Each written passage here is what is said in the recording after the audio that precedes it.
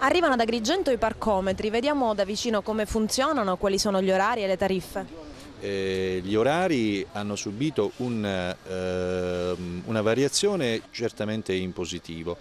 Prima avevamo la fascia 8-13 e 16-20, adesso invece va dalle 8:30 alle 13 e dalle 16 alle 20. Quella mezz'ora iniziale che noi abbiamo voluto abbonare può servire anche per l'utenza che accompagna i bambini alle scuole o per chi vuole fare al bar la colazione senza dover spendere quella 50 centesimi in più per pagare il parcheggio. Si tratta di tariffa feriale perché nei giorni festivi, domenica compresa, resta comunque il parcheggio gratuito.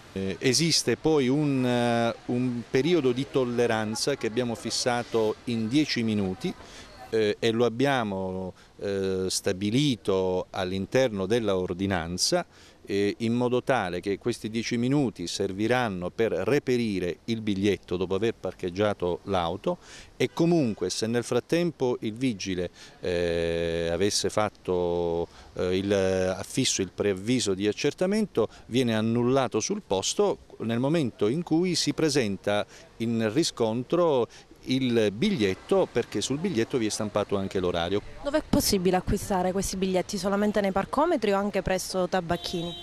Per il momento c'è una fase transitoria finché non terminano le par card che ancora saranno in vendita, quindi chi ha le par card sono assolutamente valide, così come anche le possono reperire presso i tabacchini fino ad esaurimento. Dopodiché varranno solo ed esclusivamente i biglietti che saranno erogati dal parcometro. Per quanto riguarda i parcometri, funzionano solamente con monete e poi c'è una tessera, di cosa si tratta? Funzionano con monete, ma in tempi brevi attiveremo anche le tessere presso l'ufficio economato, questo per una utenza particolare che voglia avere anche una tessera per comodità propria. Abbiamo cambiato anche il profilo tariffario.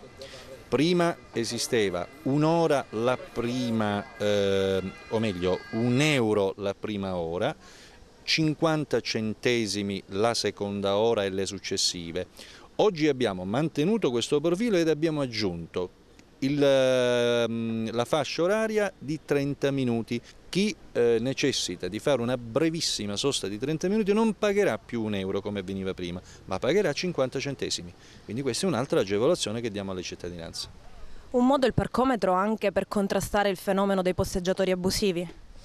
Ma questo si spera, non so se ciò avverrà, talvolta i parcheggiatori, proprio perché sono abusivi, hanno 1000 risorse, sappiamo, quindi questo non posso dirlo. Sicuramente ci sarà maggiore certezza nella verifica degli introiti e avranno probabilmente più difficoltà. Posso augurare soltanto ai parcheggiatori di trovare altre soluzioni lavorative che siano più consone e certamente anche legali. Per quanto riguarda invece le strisce blu sono state aumentate e dove si trovano invece posteggi gratuiti e liberi? Qui vorrei dire questo, i posteggi blu sono stati implementati nella parte centrale della città e ci siamo attenuti assolutamente al dettato della legge, cioè abbiamo rispettato la proporzionalità tra posteggi a pagamento e posteggi a fruizione libera. Il sistema dell'implementazione dei parcheggi in realtà serve a creare una rotazione costante e quindi incrementa i momenti di parcheggio libero proprio perché sono a pagamento. Ed è proprio per questo che avete fatto una differenza fra posteggio zona gialla e zona rossa. Di cosa si tratta? Esattamente la filosofia di pianificazione e di fruizione della città. Non potevamo non individuare un'area definendo l'area rossa come avviene in gran parte delle città d'Italia e poi un'area gialla che è limitrofa a quella rossa dove l'amministrazione è più benevola. Quali sono le agevolazioni nella zona gialla per i residenti e per i lavoratori? Basta pensare soltanto a questo, che prima di questo riordino il residente poteva pagare un abbonamento di 70 euro al mese, i lavoratori di 35 euro al mese. Adesso esiste una tariffa da 70 euro a 5 euro al mese in zona gialla soltanto, ma la zona gialla è il 70%, possiamo dire, della distribuzione dei parcheggi a pagamento, e per i lavoratori da 35 euro a 25 euro. Per quanto riguarda invece la cosiddetta utenza debole, quindi portatori di handicap o donne in gravidanza, Non è cambiato nulla. Abbiamo anche in questo caso rispettato una precisa legge sulle barriere architettoniche, quindi sulla disponibilità percentualistica di presenza di parcheggi per disabili nelle aree, anzi in alcuni casi le abbiamo anche incrementate. Certo, i portatori di disabilità in tutte le città, quasi tutte, possiamo dire, sulle aree blu pagano. è la prima volta che lo usa? No.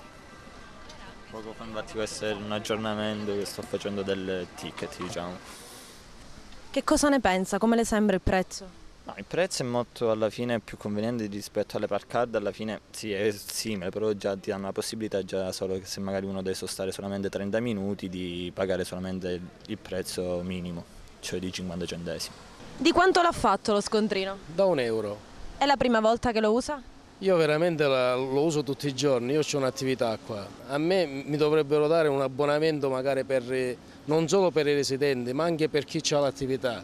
Sa che ci sono gli abbonamenti, prima il costo era di 35 euro, ora di 25. E non è giusto però. Le sembra caro? È certo che è caro, perché per i residenti hanno detto che faranno 5 euro al mese, invece per noi sarà normale come tutti quasi.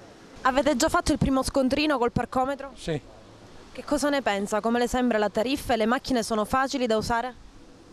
la macchinetta sì, facilissima da occupare. Per quanto riguarda la tariffa? È un po' carina, un'ora, €1. Non so se mi spiego, questa crisi che c'è specialmente. Cosa ne pensa lei di queste nuove macchine e della tariffa?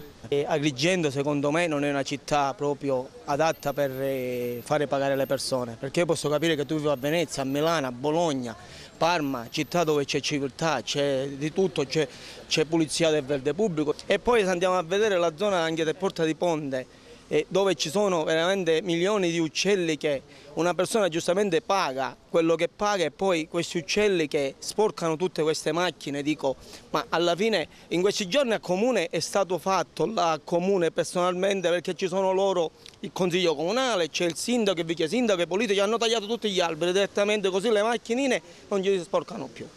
Da questa zona qua invece tutto rimane per com'è, perché tra l'altro è una zona che c'è una puzza impressionante, non si ci può neanche andare.